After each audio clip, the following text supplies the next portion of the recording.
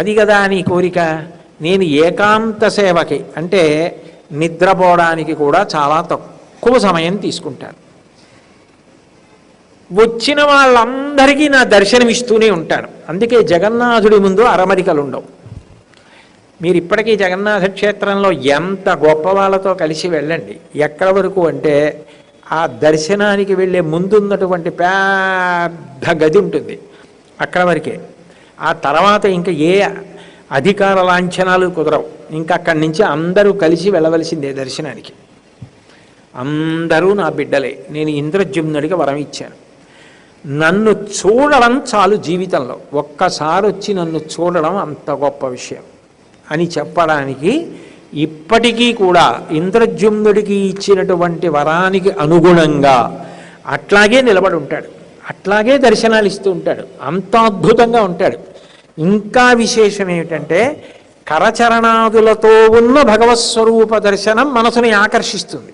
ఇప్పుడు కాళ్ళు చేతులతో మనకి తిరుమలలో వెంకటేశ్వర ప్రభువు నిలబడినట్టుగా నిలబడి అలంకృతుడయ్యాడు అనుకోండి, మనసుని దోచుకుంటాడు. కానీ విచిత్రం ఏమిటంటే ఆయన కట్టుకున్న బట్టలు, ఆయనకి అలంకారం, ఆయనని చూస్తే మీ మనసు ఒక్కసారి చూస్తే పట్టేసుకుంటుంది. అంత అందగాడు. అంత అందం పూర్తిగా తయారు కాని మూర్తిలోకి ఎలా వచ్చింది అంటే ఎవరూ చెప్పలేరు.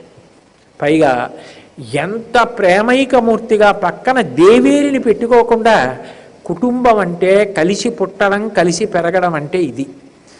ఇంత గొప్పగా ఇంత ప్రేమైక మూర్తిగా నిలబడుతున్నానని చెప్పడానికి అన్నగారితోటి చెల్లెలితోటి కలిసి నిలబడి ఉంటాడు.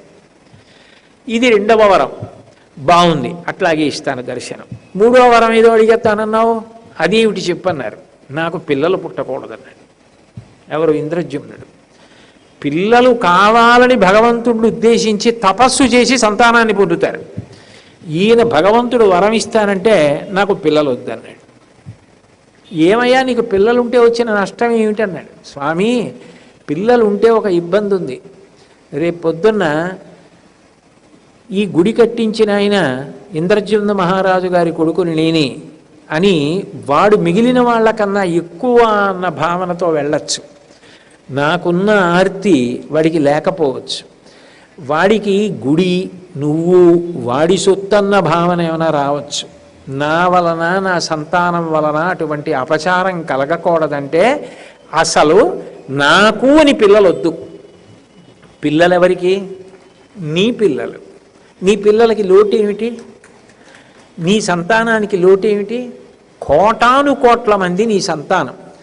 నీ సంతానం నిన్ను చూసి తరిస్తే నాకు సంతానం లేకపోయినా పర్వాలేదు, దానికి నాకు సంతానం ఉంటే ప్రతిబంధకం అయ్యే అవకాశం ఉంది. అందుకని వద్దు నాకు అసలు. నిన్ను అలా చూస్తూ ఉండాలి, నువ్వు వాళ్ళని చూస్తూ ఉండాలి. నిన్ను ఒక్కసారి చూసినా వాళ్ళు తరించిపోవాలి చాలు. నువ్వు సులభుడవు, కరుణామూర్తివి, అందులో నాకు అనుమానం లేదు. కాబట్టి నువ్వు అలా అనుగ్రహం చెయ్యి అన్నాడు. అంతటి జగన్నాథుడు కదిలిపోయాడు. కలియుగంలో ఇంత నిస్వార్థమైన ప్రేమ, నన్ను భక్తుల్ని కలపాలని ఇంత తాపత్రయమా? ఇటువంటి వరాలు అడిగావా? నీ వరాలు తప్పకుండా సిద్ధిస్తాయి. ఈ జగన్నాథ క్షేత్రంలో యథార్థంగా ఇట్లాగే జరుగుతుంది. నువ్వు ఎట్లా అడిగావో అట్లాగే నడుస్తుంది వ్యవస్థ. నేను అట్లాగే దర్శనమిస్తానని ఆనాటి నుంచి ఈనాటికి కూడా భగవానుడు అట్లాగే దర్శనమిస్తూ పురి క్షేత్రంలో సుభద్ర బలభద్ర సుదర్శన సహితుడై అందరికీ దర్శనాన్ని కటాక్షిస్తూ అట్లాగే కూర్చుని ఉన్నాడు.